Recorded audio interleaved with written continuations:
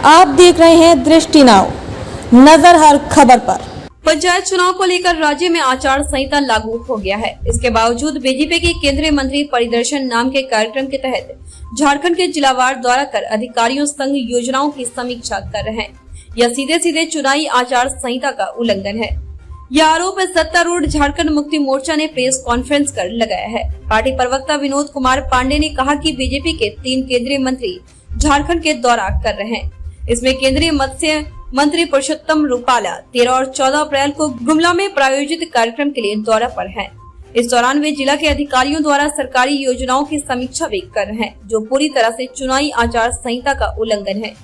इसी तरह केंद्रीय मंत्री अन्नपूर्णा देवी 17 और 18 जिलों का गिरिडीह दुमका दौरा पर आने वाली है।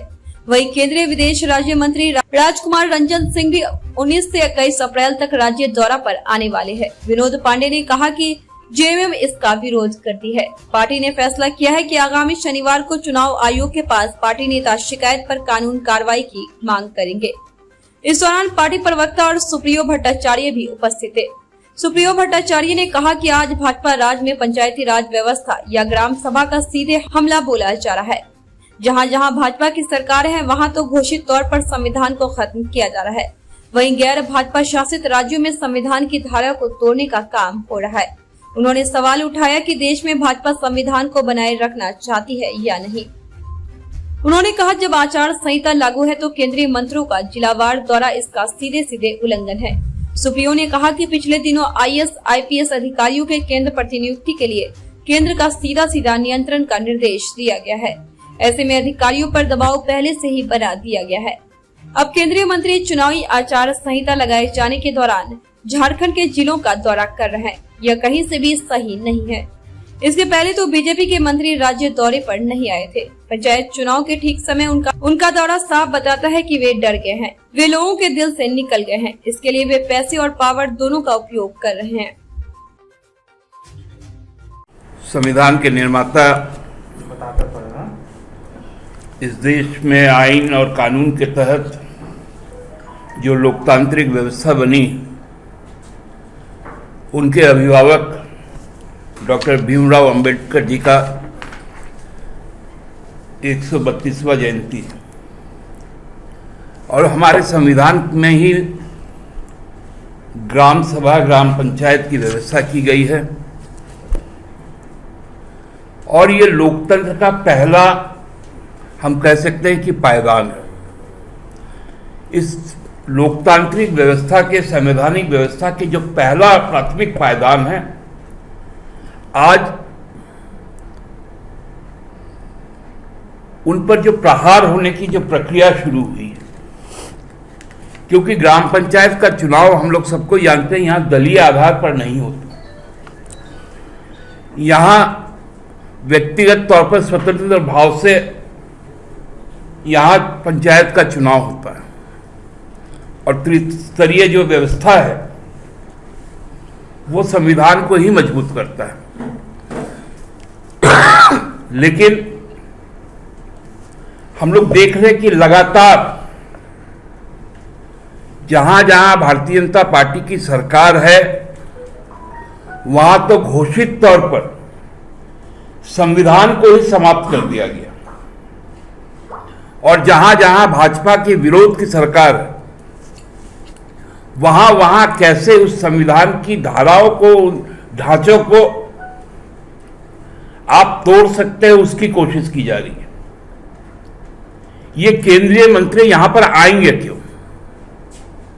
और आएंगे भी तो जब आचार संहिता लागू है, जब आप अपने कार्यकर्ताओं के बीच में जाएंगे, प्रशासन चूंकि इस वक्त पूरी तरह से निष्पक्ष है, उस पर जाकर आप दबाव डालने की कोशिश करेंगे, उनको प्रभावित करने की कोशिश करेंगे, खासकर जिलाधिकारी को, तो इसका इंगित क्या है? क्योंकि आप लोगों ने देखा होगा कि कुछ समय पहले गृह और कार्मिक मंत्रालय का एक ड्राफ्ट आया था, जिसमें आईएएस और आईपीएस कैडर के ऊपर में पूरी तरह से केंद्र सरकार का नियंत्रण की बात कही गई थी, जिसका हम लोगों ने विरोध किया था, कई राज्यों ने विरोध किया था, और उसी के तहत तो आपने आने का काम नहीं किया। हो जाने देते पंचायत चुनाव, बहुत लंबी प्रक्रिया भी तो नहीं है, मात्र महीने भर की प्रक्रिया है, तो महीने भर में कौन सा परिदृश्य चेंज हो जाने वाला है? आपको डर है कि आप गांव देहात से, आप लोगों के दिल से निकल चुके हैं, वहां तक फिर से पेनिट्रेशन करने के लिए, चाहे वो पावर के द्वारा, चाहे वो पैसे के द्वारा, ये पूरा डिजाइन किया गया भारतीय जनता पार्टी की तरफ से। वो राजनीतिक कार्यक्रम में आते, हमें कोई ऐतराज नहीं था, कोई भी राजनीतिक पार्टी का नेता अपने कार्यकर्ताओं के बीच में कभी भी जा सकता है, लेकिन ये सरकारी दौरा क्यों होगा? आप आइए, अपनी पार्टी के पास में आइए, अपनी पार्टी की बात को कहिए, लेकिन सरकार से जवाब तलब करने का यह समय नहीं है, क्योंकि ना राज्य सरकार अभी कुछ घोषणा कर सकती है, न केंद्र सरकार इस राज्य के लिए कुछ विशेष घोषणा कर सकती है। फिर आपका मकसद क्या है? सवाल यहां है कि इस देश का संविधान बचेगा या नहीं बचेगा, इस देश का लोकतांत्रिक ढांचा बचेगा या नहीं बचेगा, इस देश में जो ग्राम पंचायत है उसको आप लोकतांत्रिक बनाए रखना चाहते हैं या नहीं चाहते? क्योंकि हम लोगों ने देखा है कुछ दिन पूर्व जो उत्तर प्रदेश में जो पंचायत का चुनाव हुआ, पूरा देश उसका प्रत्यक्ष गवाह है कि किस प्रकार से चुने हुए जनप्रतिनिधियों को जबरन उठा लिया गया प्रशासन के द्वारा और जिला परिषद का गठन कर लिया गया।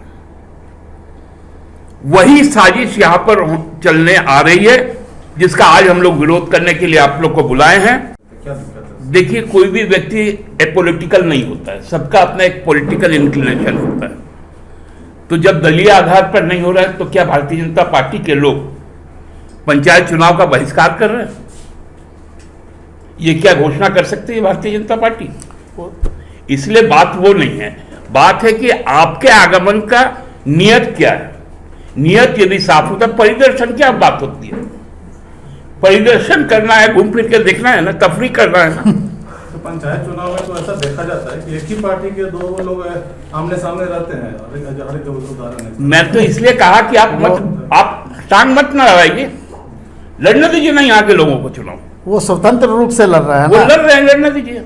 आपको पार्टी का कार्यक्रम करना हो आगे करके जाइए, हमको कोई आपत्ति नहीं है, लेकिन सरकारी कार्यक्रम नहीं हो। तो केंद्रीय मंत्री हैं मत्स्य पालन एवं डेयरी मंत्रालय के, उनका आगमन है 13 और 14 अप्रैल को, यानी आज तक वो यहाँ पर हैं, और राज्य के अंदर में जो गुमला जिला है वहाँ पर उनका कार्यक्रम है।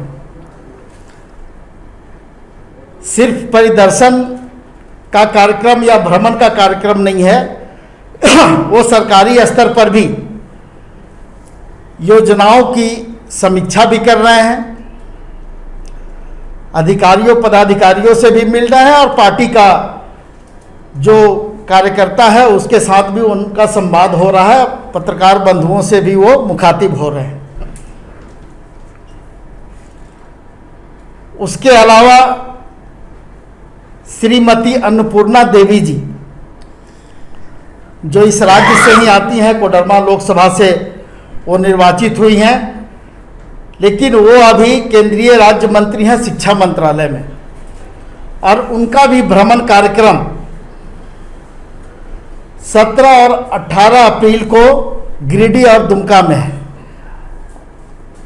और उस भ्रमण कार्यक्रम को परिदर्शन के नाम से बताया गया है।